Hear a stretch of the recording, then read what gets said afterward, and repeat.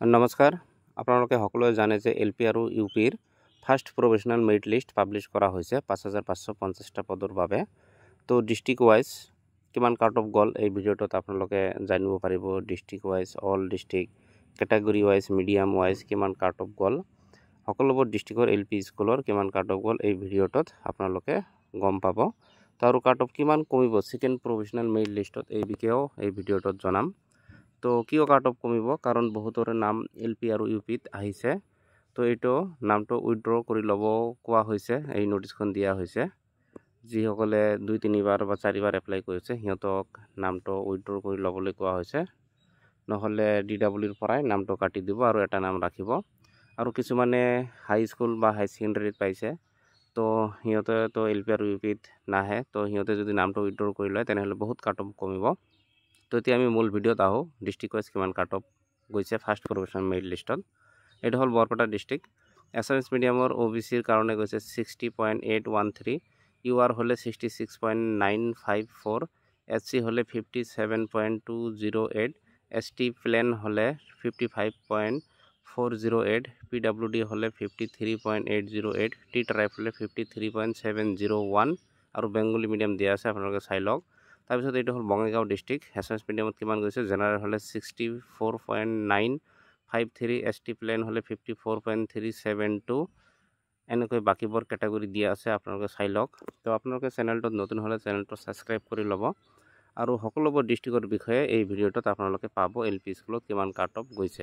Cachar district Bengali medium OBC হ'লে 59.051, general হলে 64.673, T tribe হলে 53.260, SC হলে 59.433, ST হিল হলে 55.924, মণিপুৰী মিডিয়াম হলে OBC হলে 58.049, অসমৰ মিডিয়াম হলে ST হিলছৰ কাৰণে গৈছে 59.512। যেহেতু উইথড্ৰলৰ অপশ্যন দিছে সেইকাৰণে কাট অফ বহুত কমিব, মোটামুটি 1-1.5 মান কাট অফ কমি যাব, কাৰণ আৰু দুটা লিষ্ট আহিব, সেকেন্ড লিষ্ট আহিব, তাৰপিছত ফাইনেল মেৰিট লিষ্ট আহিব। এইটো হ'ল Darrang district. Assamese medium OBC হলে 61.416, জেনাৰেল হলে 65.977, টি ট্রাইব হলে 52.996, SC হলে 56.939, ST প্লেন হলে 55.284। সকলোবোৰ ডিস্ট্ৰিক্টৰে কেটাগৰী ৱাইজ মিডিয়াম ৱাইজ দিয়া আছে। তাৰপিছত হ'ল Dhemaji district.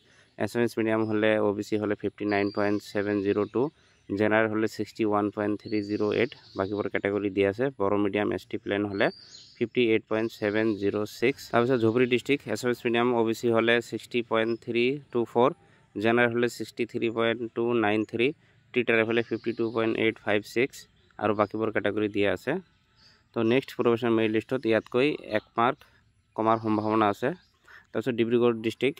Assamese medium OBC হলে 60.204, জেনাৰেল হলে 61.528, বাকিবোৰ কেটাগৰী দিয়া আছে, চাই লওক। বেংগলী মিডিয়াম হলে HCৰ যাব 50, গৈছে 57.804, বাকিবোৰ কেটাগৰী দিয়া আছে। হিন্দী মিডিয়াম হলে OBC 69.540, বাকিবোৰ কেটাগৰী দিয়া আছে, আপোনালোকে চাই লওক। জেনাৰেল 70.715।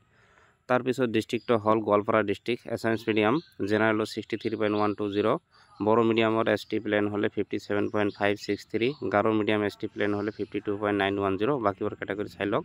আৰু কাট অফ যথেষ্ট কমিব, 1-2 মাৰ্ক মান 1-1.5 মাৰ্ক মান কমি যাব। যিসকলৰ পইণ্টত আছে অলপ কম 2-3-4 পইণ্ট, সিহঁতৰ সেকেন্ড প্ৰফেশনাল মেৰিট লিষ্টতে নাম আহি যাব, কাৰণ যেহেতু উইথড্ৰলৰ অপশ্যন দিছে। আপোনালোকে নোটিছখন পাইছে, এই নোটিছখন যোৱাকালি প্ৰকাশ কৰা হৈছে, তো সেইকাৰণে টেনশ্যন লোৱাৰ কাৰণ নাই। তাৰপিছত হ'ল Golaghat district. Assamese medium OBC হলে 60.820, বেংগলী মিডিয়ামৰ জেনাৰেল হলে 58.200, বাকিবোৰ কেটাগৰী চাই লওক। তাৰপিছত হাইলাকান্দি ডিস্ট্ৰিক্ট। বেংগলী মিডিয়াম জেনাৰেলৰ 63.018, টি ট্ৰাইব হলে 52.531, মণিপুৰী মিডিয়ামৰ OBC হলে 57.499। তাৰপিছত হ'ল আপোনাৰ Jorhat district. Assamese medium PWD 56.874, general 62.483 আৰু টি ট্ৰাইব হলে 53.613। তাৰপিছত ডিস্ট্ৰিক্টটো হ'ল লখিমপুৰ ডিস্ট্ৰিক্ট। তো জেনাৰেলৰ কাৰণে এছামিছ মিডিয়ামত গৈছে 62.119, টি ট্ৰাইব হলে 52.508, বড়ো মিডিয়ামৰ ST প্লেনৰ গৈছে 57.525। তো বাকীবোৰ কেটাগৰী দিয়া আছে, আপোনালোকে চাই লওক। তো আপোনালোকে চেনেলটোত নতুন হ'লে চেনেলটো ছাবস্ক্ৰাইব কৰি ল'ব। তাৰপিছত Majuli district SS medium ST plain 56.288, general হ'লে 60.700 আৰু বাকীবোৰ কেটাগৰী আপোনালোকে চাই লওক। যিহেতু নোটিছ মতে অভাৰলিভিঙৰ প্ৰব্লেম ভালেখিনি ছল্ভ হ'ব, তো টেনশ্যন লোৱাৰ কাৰণ নাই। ইউপিত জেনাৰেলি কমে কিন্তু এলপিত বহুত মাৰ্ক কমিব। তাৰপিছত মৰিগাঁও ডিষ্ট্ৰিক্ট এছএমএছ মিডিয়ামত জেনাৰেলত 62.512, বাকীবোৰ কেটাগৰী দিয়া আছে, আপোনালোকে চাই লওক। তাৰপিছত ডিষ্ট্ৰিক্টটো হ'ল নগাঁও ডিষ্ট্ৰিক্ট এছএছ মিডিয়ামৰ OBC হ'লে 60.944, ঠিক তেনেকৈ জেনাৰেল হ'লে 62.920। বেংগলী মিডিয়ামৰ জেনাৰেলৰ কাট অফ গৈছে 63.638। তাৰপিছত হিন্দী মিডিয়াম হ'লে জেনাৰেলৰ কাট অফ গৈছে 68.737। তো বাকীবোৰ কেটাগৰী দিয়া আছে মিডিয়াম ৱাইজ, কেটাগৰী ৱাইজ, তো আপোনালোকে চাই লওক স্ক্ৰীনত। তাৰপিছত ডিষ্ট্ৰিক্টটো হ'ল নলবাৰী ডিষ্ট্ৰিক্ট এছএমএছ মিডিয়ামত জেনাৰেল নাই, ইয়াত চিট নাই আছিল। তো ST প্লেনৰ কাৰণে 55.333, তো বাকীবোৰ কেটাগৰী চাই লওক।